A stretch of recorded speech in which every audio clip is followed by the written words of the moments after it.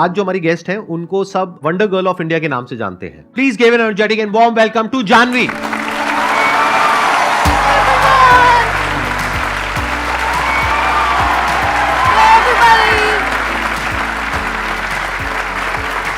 So nice to meet you. मैं शुरू करने से पहले एक बात बोलना चाहूंगी। यहाँ पे किसी को पता नहीं है, बट जैसे मैं अलग अलग जगहों पर लोगों को इंस्पायर करती हूँ, तो मेरे पास एक छोटी सी स्टोरी है। 10 साल पहले एक आपका सेमिनार आया था, लाइफ चेंजिंग सेमिनार। तब मैं 9 साल की थी और वो सेमिनार हर जगह बहुत फैला हुआ था। कभी पापा उसे देख रहे हैं, कभी माँ देख रही हैं, कभी मामा देख रहे हैं। तो मुझे हर किसी के फ़ोन पे वो सेमिनार दिखता था, Sandeep Maheshwari must watch life changing seminar. अब उसमें इतने एनर्जेटिकली बोलते हैं। मैंने उस सेमिनार को काफ़ी बारी सुना। वो 2 घंटे का सेमिनार होता था और 1 महीने तक मैंने कॉन्टिन्यूसली वो 2 घंटे तक सुना। And I used to listen to it. और फिर वहाँ से मुझे सिर्फ इंस्पिरेशन नहीं मिली, मुझे लोगों को उसी तरीके से इंस्पायर करने की इंस्पिरेशन मिली कि I have to do the same thing. So thank you very much for that. Thank you very much.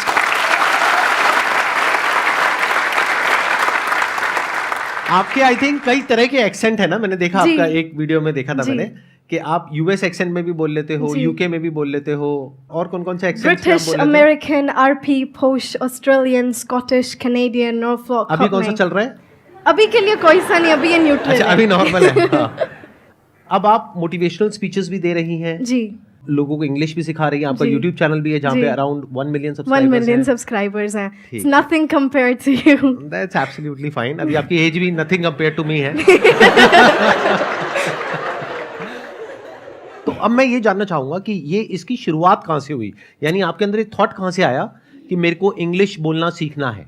ये एक्चुअली थॉट पहले मुझे नहीं आया था, मेरे पापा को आया था। पापा जो पापा भी यहाँ पर है? जी, मेरे पापा वो बैठे हुए नमस्कार जी।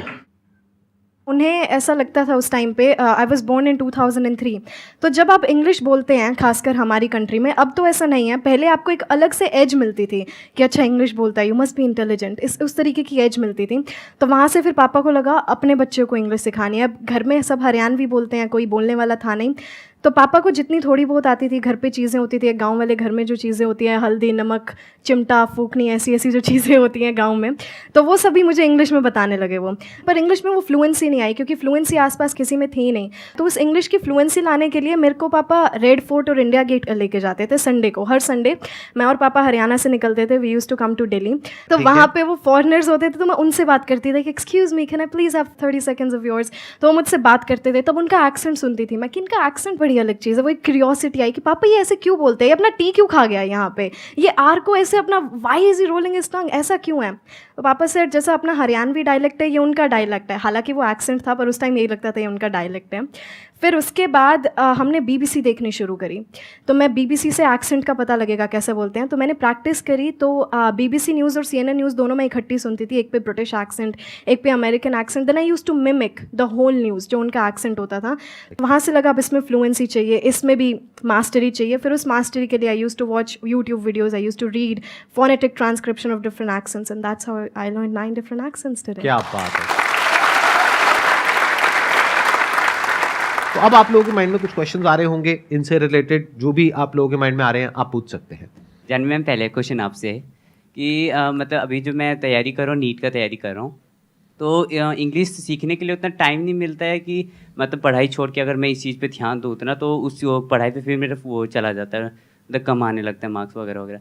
तो ये कॉन्फिडेंस लाने के लिए कि जैसे आगे अगर नीट अगर पास हुआ तो फिर MBBS की सीट में, एंड वहाँ तो इंग्लिश काफ़ी सारा नेसेसरी है, तो उस चीज़ को कैसे मतलब बिल्डअप करूँ कि मैं हाँ मुझे अब आ गया कि मैं अब जाके वहाँ पे जाके ये नहीं होगा, हेजिटेशन मुझे नहीं होगी बोलने के लिए। तो इस चीज़ को मैं कैसे बिल्डअप करूँ? सबसे पहले तो इंग्लिश के लिए आपको अलग से टाइम निकालने की कोई ज़रूरत नहीं है, because English is a language. So please let's start treating it like a language instead of treating it like a subject. First of all let's remember this. दूसरी बात, ये जो हेजिटेशन आती है ना आपके अंदर, ये इसलिए आती है क्योंकि हमने इंग्लिश को एक बहुत बड़ी चीज़ बना देते हैं हम कि अरे इसको इंग्लिश आती है, इंटेलिजेंट होगा, तो हमें इसलिए लगता है कि वहाँ पे हेजिटेशन है। तो no, English is just a language. एक लैंग्वेज को सीखने के लिए आप सबसे पहले क्या करते हैं? आपने हिंदी को सीखने के लिए क्या किया?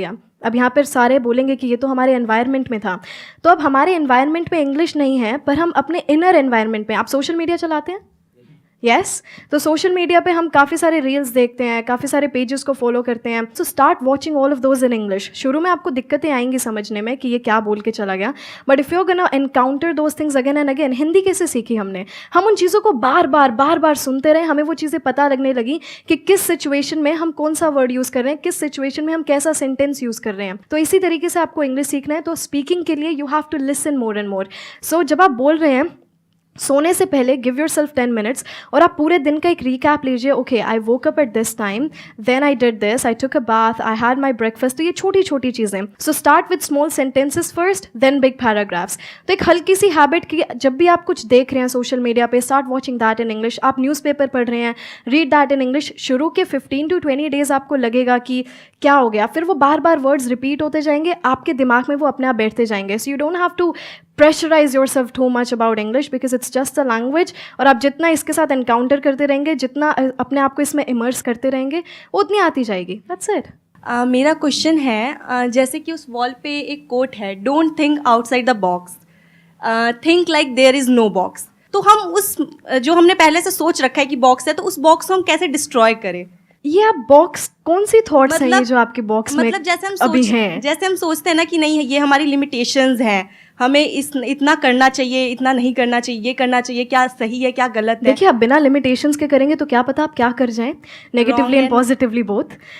लिमिटेशंस हैं कि आप इससे बाहर नहीं सोच सकते. सोचने की कोई दरिया नहीं होता कि ठीक है आपको सिर्फ यहाँ तक सोचना है. बट हाँ, आपको अंदर ये सेल्फ कॉन्फिडेंस भी होना चाहिए कि मैं इतना सोच रहा हूँ तो मैं ये काम कर भी सकता हूँ. मेरे पास वो सेल्फ कॉन्फिडेंस है, मेरे पास उतनी नॉलेज है, या फिर मैं उतनी नॉलेज बिल्ड कर सकती हूँ कि मैं जितना सोच रही हूँ ये काम मैं कर सकती हूँ या नहीं. सो बॉक्स जैसा कुछ नहीं होता. Think outside the box. There is no box. You know, आपकी थॉट्स की कोई लिमिट नहीं है और आपकी जो आपका सक्सेस है उसकी भी कोई लिमिट नहीं है. बट वन थिंग, हमारे अंदर कॉन्फिडेंस की जगह ओवर कॉन्फिडेंस आ जाता है. इतना बड़ा सोच लिया, कर तो लेंगी, हमारी पूरी ज़िंदगी उस सोचने में निकल जाती है. वही मैं कहती हूँ जो मैंने अभी आपको भी बताया था कि हम अपने फ्यूचर के बारे में सोचते हुए हम अपने प्रेजेंट को एस्केप कर देते हैं. तो आप सोचिए, आप सोचने में इतना टाइम लगाएंगे ही नहीं जब आप अपने प्रेजेंट में काम कर रहे होंगे. तो आप जितना काम करेंगे आपको फ्यूचर के बारे में उतना ही कम सोचने को मिलेगा, क्योंकि इतना वक्त होगा ही नहीं. जब आप किसी चीज़ में अपने आप को इमर्स कर लेते हैं, आपके पास वो समय नहीं होगा कि आप उस चीज़ के बारे में इतना सोचें. तो देयर इज़ नो बॉक्स. आपके दिमाग में ये कभी आएगा भी नहीं, oh there is a box. No, there is no box. You just have to do your work and your everything's gonna be great, everything's gonna be perfect. Thank you. देखना, ध्यान से समझना, ये जो लिमिटेशंस हैं या ये जो बॉक्स है, ये बॉक्स क्या है, पहले तो इसको अच्छे से समझ लो. जो भी आपकी नॉलेज का दायरा है और आपके एक्सपीरियंस का दायरा है, वो आपका बॉक्स है. उसके बाहर आप चाहें भी तो नहीं सोच सकते, because thought can not operate outside of knowledge and experience. जो नॉलेज और जो एक्सपीरियंस आपके माइंड में फीडेड है, या जो आपके घर वाले, आपके आसपास वाले आपको बोल रहे हैं कि ये हो सकता है या नहीं हो सकता, दोनों ही बातें कहां से आ रही है? मेरे माइंड से आ रहा है कि हो सकता है, माइंड में कहां से आ रहा है? माइंड मतलब ब्रेन. थॉट क्या होता है? थॉट कैसे काम करता है? Thought works on knowledge and experience. तो जिस तरह का नॉलेज और एक्सपीरियंस आपके पेरेंट्स को है, आपके आसपास वालों को है और आपको है, उसके बियॉन्ड आप चाहो भी तो नहीं सोच सकते. कोई ऐसी कंट्री के बारे में आप सोच सकते हो जिसके बारे में ना आपने पढ़ा हो ना वहां पर गए हो? No sir. Our mind operates within the confines of knowledge and experience. तो क्या करना चाहिए? इसका मतलब क्या है कि हमेशा अपने दिमाग को खुला रखो. बड़े क्लियरली बोलना है कि ये मुझे पता है या नहीं पता है. तो जो हो सकता है और नहीं हो सकता है, that is on the basis of कि आपको क्या पता है क्या नहीं पता है. तो अगर मैं अपने पता है कि दायरे को बढ़ा लूं, तो जो हो सकता है उसका भी दायरा बढ़ जाएगा. जैसे आज मेरे लिए जो पॉसिबिलिटीज है, या जहां तक मेरा माइंड सोच सकता है, क्या आपका सोच सकता है? नहीं. आप कह रहे हो नहीं, क्यों? वजह बताओ क्यों? नॉलेज. बट नॉलेज कौन सी नॉलेज? बुक्स में जो नॉलेज होती है, स्कूल कॉलेज में होती है, वो knowledge? Practical knowledge. Number 1 is practical knowledge and experience. Number 2, exposure to the international world. तो you don't have any idea कि मेरी थॉट प्रोसेस कहां पे अलाइंड है. फॉर एग्जाम्पल, आप अपने घर में जाकर के बोलते हो, बड़ा सिंपल सा एग्जाम्पल है कि मैं एक बिजनेस करना चाहती हूं अपने बेस पे, और मैं इसको 10-20 हजार रुपए से शुरू करूंगी और मैं महीने का 10 करोड़ कमाऊंगी. क्या होगा? देखो, आपको खुद को हंसी आ रही है, घर वाले तो पता नहीं क्या करेंगे. क्या होगा घर पे अगर आपने ऐसे जाकर के बोल दिया तो?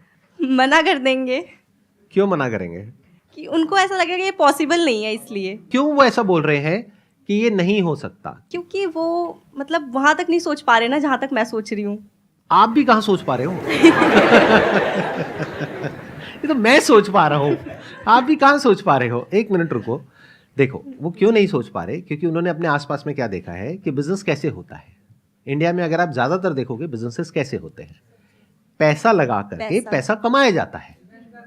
पहले बहुत बड़े पैसे की इन्वेस्टमेंट करी जाती है और वो जो पैसा लगाया जाता है उसमें बहुत बड़ा रिस्क होता है। तो पहले तो हमने अपने आसपास में यही देखा है, तो उनका एक्सपीरियंस यही कहता है। नॉलेज बिजनेस से रिलेटेड कहीं कुछ है ही नहीं।